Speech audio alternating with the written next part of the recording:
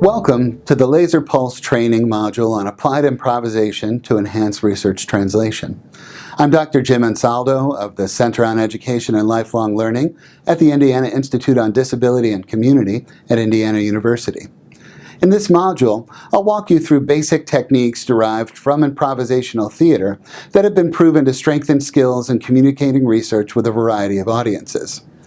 Research translation necessitates tailoring of research products or results for non-technical audiences with the intent of facilitating the use of that research. It follows then that researchers develop effective methods for communicating about their work with non-experts.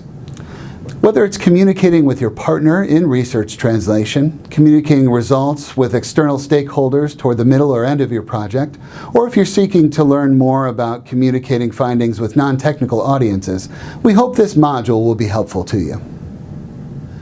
This module has four main objectives. 1, to define applied improvisation and related skills. 2, to review ways that universities and other organizations worldwide are using applied improvisation techniques in research communication training. 3, to provide a rationale for the use of applied improvisation in research communication training. And 4, to provide example exercises and resources for further skill development. Our hope is that a variety of individuals, including those in research, government, and NGO settings, will find this module to be a helpful introduction to strengthening their own skills around communicating their work to non-experts. Over the past decade, many organizations that offer research communication training have begun to integrate applied improvisation techniques into their offerings.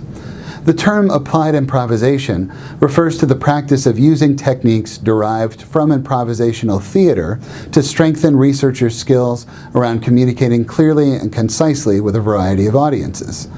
In your project, this could be a ministry official, a local nonprofit, a multinational company, or even your partners.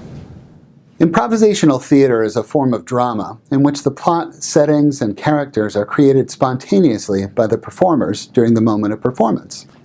Improvisational theater is known as improv in the United States, or impro in other parts of the world. The art form often is associated with comedic performances like those seen at Chicago's The Second City, Boom Chicago, and Amsterdam, or the British and US versions of the TV show Whose Line Is It Anyway?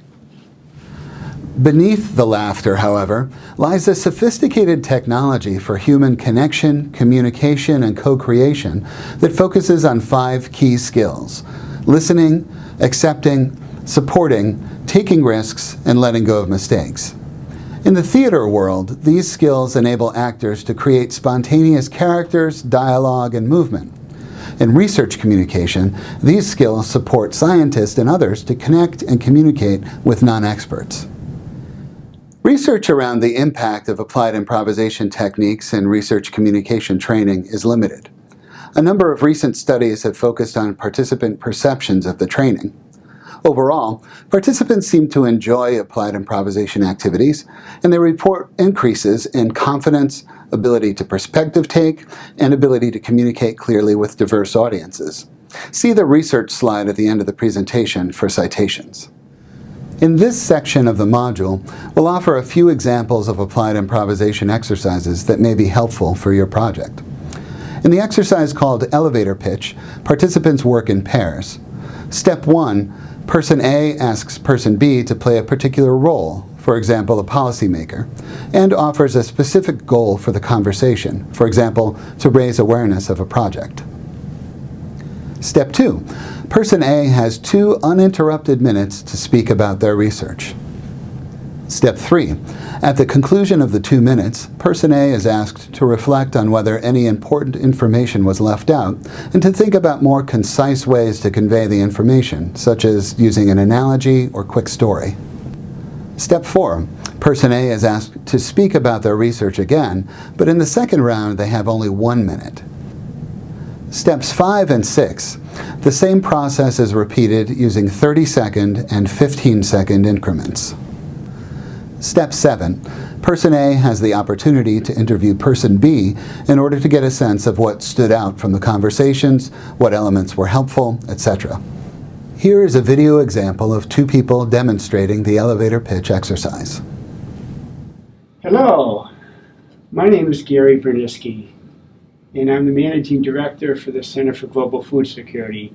And I would like to tell you about a program that we've implemented that's been highly successful.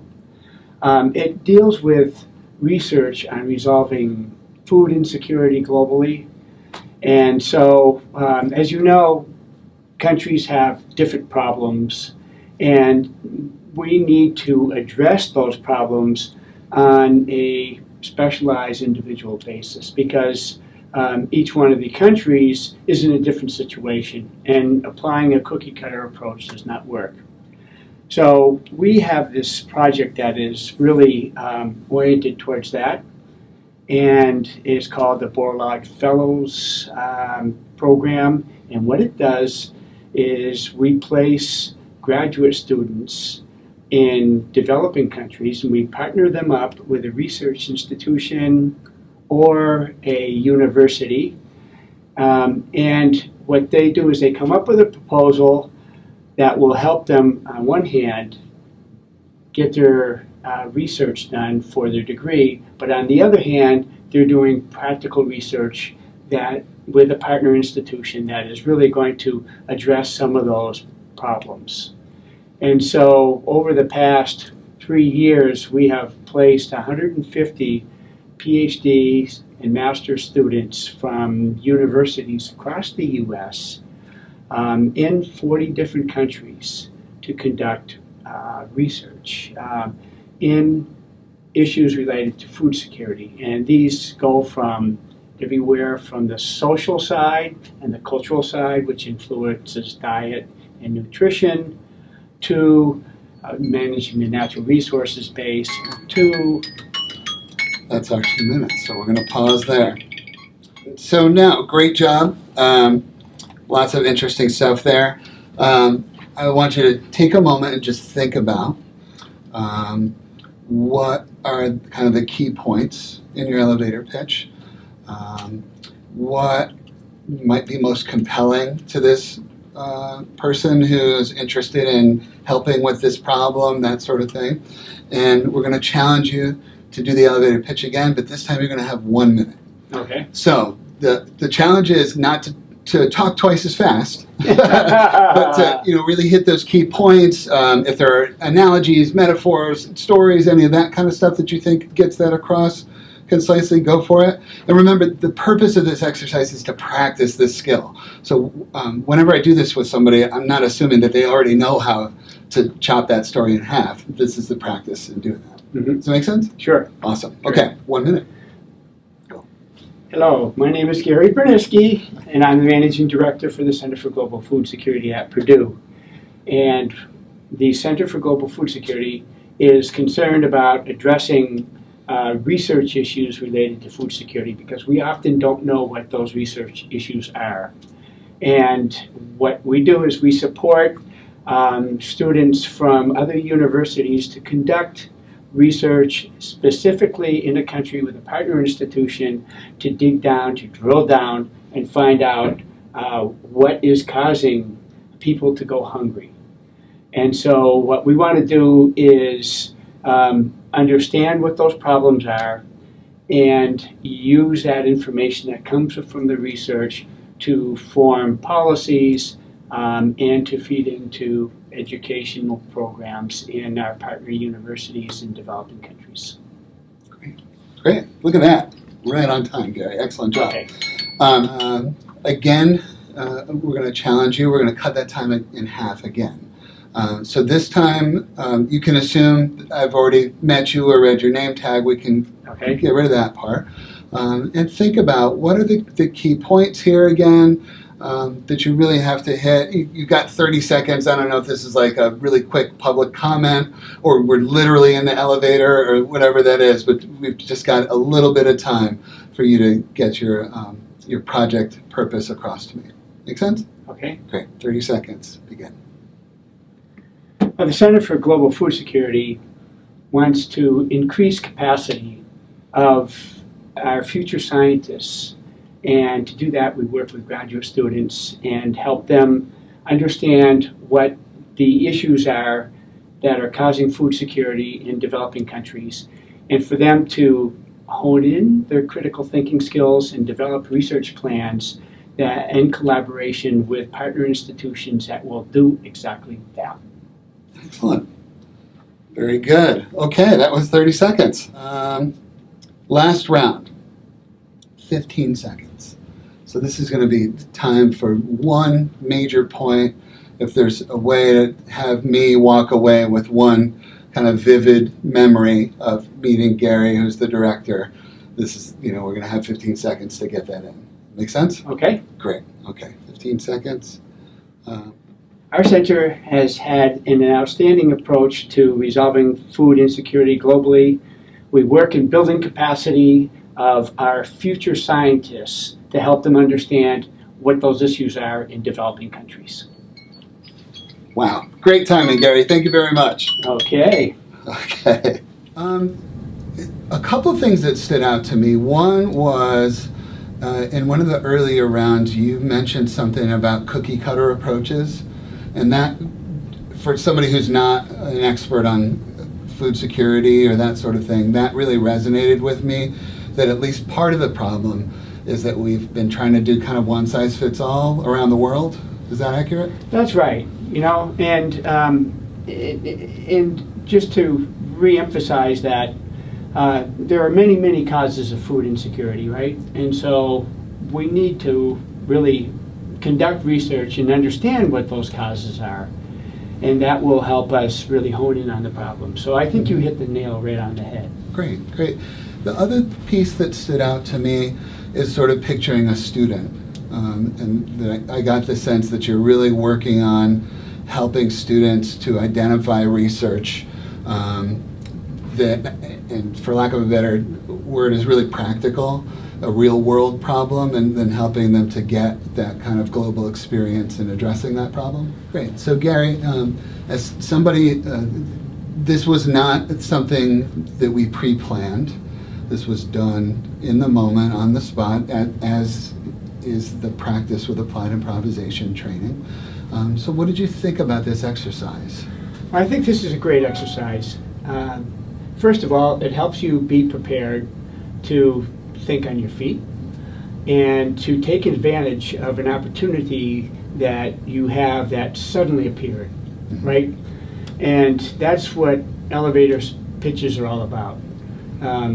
Thinking on your feet, knowing that somebody who's with you is or may be interested in the topic that is near and dear to your heart, as well as a topic that can promote you and the organization that you represent, right? Mm-hmm. So, yeah, that thinking on your feet and being able to gather your ideas quickly about what you think is important, about what you think that person needs, I think is essential for doing a good elevator speech. Thanks. I really appreciate that point you said about what you think is important, what that other person needs, right? So keeping both of those things in mind, because we want researchers to convey information concisely and understandably, but also accurately, in a way that really captures the heart of your project, so that it doesn't feel like dumbing down or that sort of thing, but really connecting to the needs of an audience and also what you think is most important about your work. That's right. And for some researchers, that's pretty difficult. Absolutely. Because they have not thought through the process of selling your idea. Right. And it is critical, really, if you want to have the support that you need, financial, but also institutional support, and also an awareness of the importance of your work. All of that is really important for our researchers to start to think, how can I formulate my idea and get that across to somebody? Although my research, I'm doing a deep dive and I'm immersed in it every day, That's I've right. got to pop my head up and say, okay, I can quickly organize my thoughts and convey those about the importance of my research. Absolutely, and it takes some practice, and supporting researchers with some training, I think, will help them develop that skill, because that's not what we go to school for when we learn to do our science. That's right. These opportunities when you're at a conference or something, Well, they pop up all the time, Right. and I think it's important for our researchers to recognize those opportunities and take advantage of them. Fantastic. Thanks, Gary. Sure. Laser actively promotes the importance of engaging your audience's attention by presenting a project's results and conclusions up front. The elevator pitch exercise helps us to identify strategies for getting to the point. This skill can be important for communicating research findings to non-experts, capturing the attention of a busy government official, or helping stakeholders to understand why your project is important. The story spine is an exercise that can help researchers to develop engaging stories related to their work. The exercise involves a series of prompts that represent the arc of a traditional story. It was introduced by Ken Adams in his 2007 book, How to Improvise a Full-Length Play. The prompts are, once there was, every day, but one day, because of that, because of that, because of that, until finally, ever since then.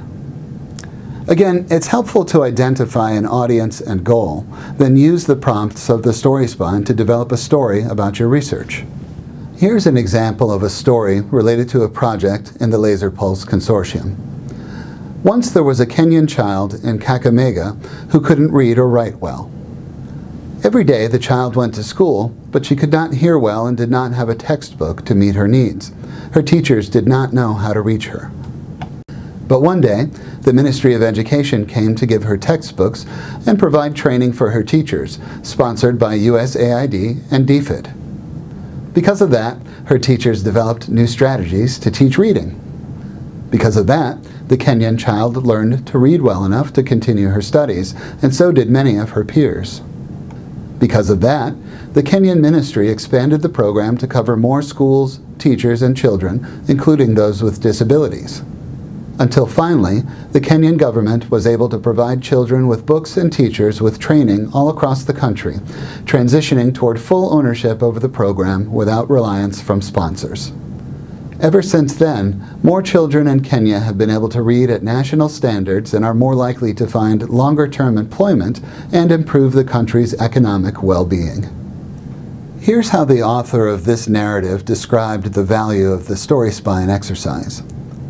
I found the story spine quite useful to frame the results of a large project like Tusome into a story. Oftentimes, it's easy to fall into the trap of discussing a large project in its enormity and difficult to boil it down into a story that practically anyone can relate to. It helped me to frame the project in a problem-solution manner and use narrative to describe the situation before the intervention and after. It helps to allow the story to flow logically and chronologically, which really assists the listener in understanding what's going on. For me, this turned a large project and evaluation into one of the 6 basic story plot lines, which probably gets the audience more interested and ingrained in the research. The viewer can then much more easily tell why the program happened and what impact it has had. The exercise also got me thinking about who I'm presenting this to, how they would understand that particular story, and what I want them to get out of the story. In addition to these points, you can use the story spine to inform an elevator pitch and/or create dissemination materials.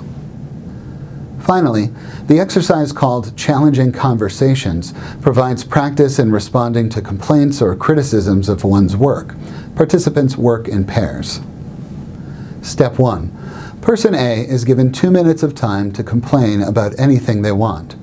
Person A should endeavor to complain about things that actually do bother them.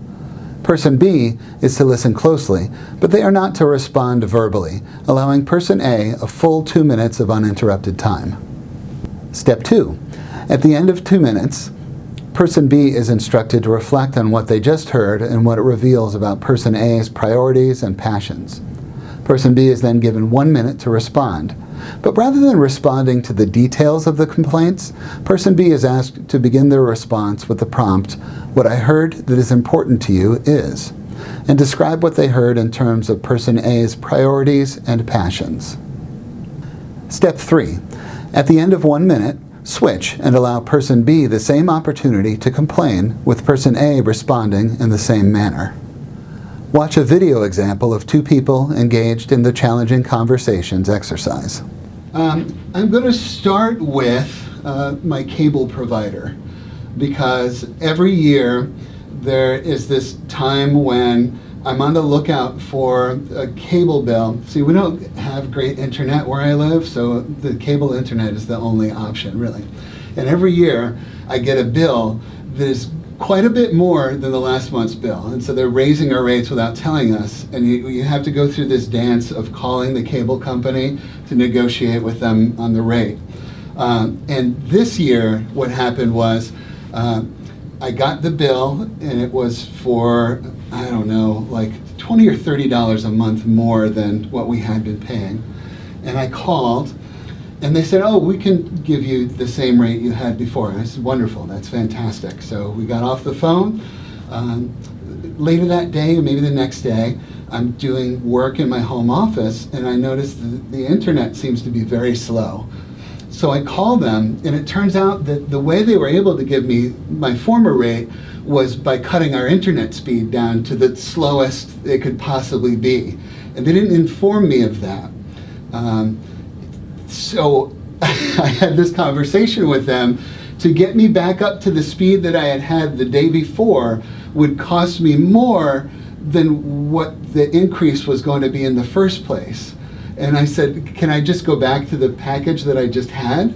And they said, no, you can't, because that's expired, and now you have to go in at this new rate. So I end up paying more for what I already had than what they wanted to increase. And it just bothers me, because they have a monopoly on us. There's no other provider for decent internet service in the area. There doesn't seem to be any accountability at all, and these things are just kind of sprung on us. Okay, 2 minutes. So I could continue, but I won't. So now your turn, Gary, is going to be, I'm going to give you 1 minute to respond. I'd like you to take a moment, though, and think about beneath my words, beneath the specifics of my complaint, what did you hear that's important to me, that I care about, my priorities, that sort of thing. So I'm going to give you a minute to respond, and I'd like you to start with the prompt, what I heard that is important to you is, and then go from there. Does that make sense? Mm-hmm. Great. 1 minute. So what I heard that is important to you is, one, the cost on being able to utilize internet, and then I heard that, well, it's important for you to be able to have an adequate service that allows you to do your work and do that efficiently. So, and then thirdly, I heard was that, well, it's not fair, right? The businesses have it over you because they're the only show in town, and you don't have much of a choice. And now you're getting frustrated because you feel that they're taking advantage of you. So, Gary, you identified a couple of things in my complaint. One was about wanting to do my work, and one was about fairness, that really kind of get at the level of values. So imagine if you were an employee at the cable company, and I was complaining to you. In some instances, it's difficult to agree with the specifics of my complaint, but to be able to say to someone, I know you care a lot about your work. You care about meeting your deadlines and doing high quality work. You care about being treated fairly, those sorts of pieces. That becomes kind of the common ground that we have between us, even if you think the price of the cable package is reasonable and I think it's unreasonable. We could argue about that all day. But if we're trying to problem solve, your ability to be able to identify a value or a priority that we have in common kind of sets the stage for problem solving. And then, you know, I can relate with that hard work, right? Because I work hard too. Right. And I have to manage a lot of issues, and I need to be able to focus and concentrate and know that my communications are fluid, and that will help me do my job. So I'm also understand the importance of getting that work done. Great, yeah. So this role-playing practice helps people to develop that kind of a skill, to be able to listen beneath the words, identify commonalities, and then to be able to respond to it. Whereas, you know, if I was complaining about something you, the real Gary, did in your work, you might be kind of caught off guard, and it would be difficult to know how to respond. So the role play helps people to develop the skill in a more comfortable setting. Sure. That then hopefully they could apply, let's say if they were speaking at a community forum, talking to a policymaker, that sort of thing, and they're met with some strong emotion like frustration or some disagreement around the facts or that sort of thing, that rather than devolving into an argument, they can set the stage for some problem solving by being able to identify those common areas. Sure, and I think the important thing is to kind of remove the emotion, right? Because we can all get emotional, and as soon as you do, then you lose track of what the real issue is, right? And getting down to the heart of the matter. Yeah. So it takes a little thinking, right? Yeah, and the interesting thing is that people often feel validated in the emotion when you say something like, I heard that this is important to you, or that you care about this. I'm not necessarily saying that I agree with you. Right. And I'm not going down into that emotion with you, but I am validating that that's real, that you're experiencing that, and then I'm adding my experience to it. And so that's something that improvisation brings to us, this idea of yes and, that I can acknowledge your reality, and then I can add in some information about what I'm experiencing, and hopefully we can find a way forward together. That's right, yeah, and the communication is the key process. Level-headed communications, and being very thoughtful about your message and how you convey that message is also important, to keep those doors open and not burn those bridges. Right, and again, something that our fellow researchers deserve some support and some practice around. Sure, for sure. The Challenging Conversations exercise helps us to practice the skill of listening beneath the words in order to identify what's important to the person speaking. It can be challenging to have a conversation with someone who has a very different viewpoint from your own, or someone who is experiencing frustration or other strong emotions. The exercise can help us to listen and respond, even in situations where individuals may disagree on the facts. For example, listening to a ministry official's frustrations with the way research convenings frame results may help you to understand the best way to reach that official or his peers. Listening to the concerns skeptics of climate science have could assist you in presenting your information in a way they might understand rather than immediately reject. And listening to community members' skepticism and concern with the implementation and usage of new technology can help you to make adjustments in how or where you roll out changes. Thank you for participating in this online module on applied improvisation. We hope you found the concepts and exercises helpful in the context of your project.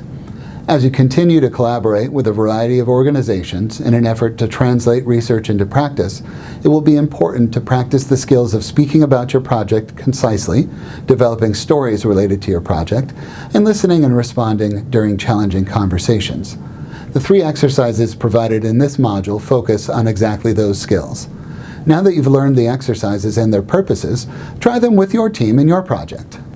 If your team is interested in further learning around using applied improvisation techniques to improve research communication, visit the Alan Alda Center's website, peruse Indiana University's research communication resources, and/or read Rossing and Hoffman-Longton's chapter in Applied Improvisation, Leading, Collaborating, and Creating Beyond the Theater.